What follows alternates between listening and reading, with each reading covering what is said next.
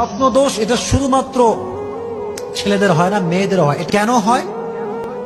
একটা কারণ আছে, হরমোনটা ঘুমায় না বলে আপনার ব্রেইনটা কিন্তু চিন্তা করতেই থাকে। কিভাবে চিন্তা করে? যেই যুবকটা সকাল থেকে নিয়ে রাত পর্যন্ত বাজে অশ্লীল ভিডিও মোবাইলে দেখে, যদি আমি স্পষ্ট ভাষায় বলি, পর্নোগ্রাফি যেই যুবক দেখে, ব্লু ফিল্ম যেই যুবকটা দেখে, এই চিন্তাগুলো ব্রেইনে বসে যায়, এটা ভেতরে বসে যায়। যখন আপনি ঘুমিয়ে যান, সব ঘুমালেও হরমোনটা জেগে থাকে, আর ওই ইমোরালিটি, ব্যাড থিঙ্কিং, চিন্তাগুলো এটা আপনার স্বপ্নে আসে। যেই নারীকে আপনি সারাদিন দেখেছেন, ওই নারী আপনার স্বপ্নে আসে।